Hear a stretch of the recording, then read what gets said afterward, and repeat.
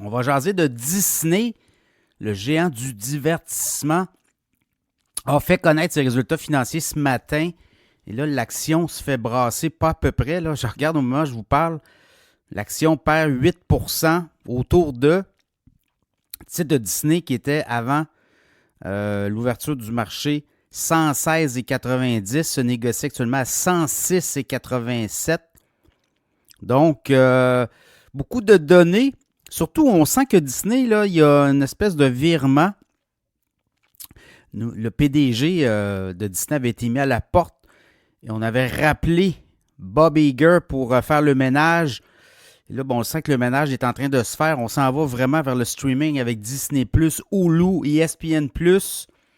Quand on regarde ces trois divisions-là, ben, on a perdu 18 millions de dollars seulement avec ces trois entités-là dans le streaming, là, dans le contenu en ligne, notamment. Mais l'an passé, à pareille date, c'était 659 millions de pertes. Donc, vous voyez, et si on enlève ESPN+, de l'équation, Disney+, et Hulu, ben, on a fait 47 millions de profit net. Et ces deux-là ensemble, l'an passé, c'était une perte de 587 millions. Donc, c'est vraiment un revirement de situation. Mais au total, sur les profits nets, l'an passé, profit net, bénéfice net d'1,5 milliard, ben là, on parle de 216 millions.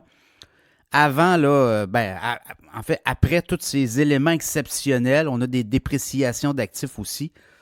Mais quand même, quand on enlève ces événements exceptionnels-là, ben, c'est pas si pire quand même. Et c'est ce que les analystes regardent. Mais en même temps, le titre se fait ramasser parce que là, on a dû déprécier des actifs. Chiffre d'affaires en hausse de 1% au dernier trimestre, 22,1 milliards. Par contre, les profits nets se font ramasser également. On s'entendait dans le streaming.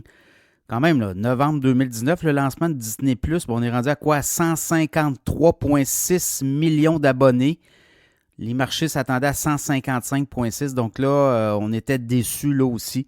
Mais quand même, il se passe de quoi? Et dans ce contexte-là, je pense que Disney, on s'attend là, à avoir beaucoup de rentabilité au niveau de la division streaming complète là, à la fin du quatrième trimestre. Donc, on se donne encore quelques trimestres. Et je pense que c'est un peu le mandat de Disney. Là.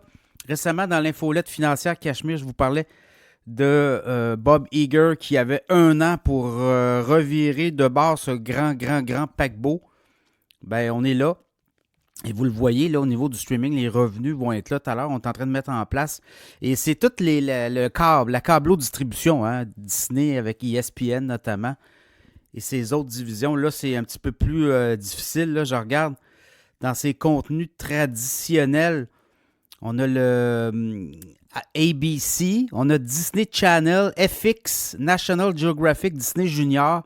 C'est là, que les profits et les revenus sont en train de glisser parce qu'on s'en va vraiment vers le contenu en ligne et c'est le virage que Bob Iger est en train d'effectuer avec Disney. Donc, à suivre.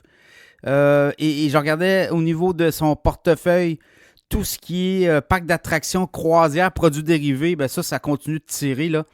On parle de revenus en hausse de 10% et l'international pour Disney, c'est 29%. Donc, la marque est très bonne.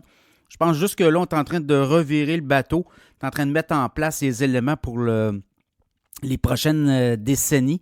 En tout cas, la prochaine décennie, entre autres, tout ce qui est en ligne, le streaming, ESPN et autres vont être en train de modifier tous ces chambardements, ces canaux-là. Donc, ça va être à suivre. Je pense qu'on est en train de voir quelque chose qui se profile à l'horizon. Je vous ai parlé que si on enlève les éléments exceptionnels de toutes ces pertes-là, ben on aurait quand même un bénéfice tout près de ce qu'on avait l'an dernier. Donc. Voilà, le titre se fait brasser. Là, alors, une perte de quoi, là, au moment où je vous parle? 106, autour de 106,83. Donc, une perte de 9,64, 9 dollars. Ça continue un peu. Donc, ça va être un titre qui va être sous pression. Mais c'est un titre qui, éventuellement, va être à surveiller parce que, on le voit là, depuis 1 an, le titre était autour de 102. On est descendu autour de 79 à la fin octobre. On est monté à 122 au mois d'avril et là, on est à 106. C'est un titre qui va être à surveiller également puisque là, on est en train de changer le modèle d'affaires. Et une fois que tout ça va être en branle, ça va être une machine très, très bien huilée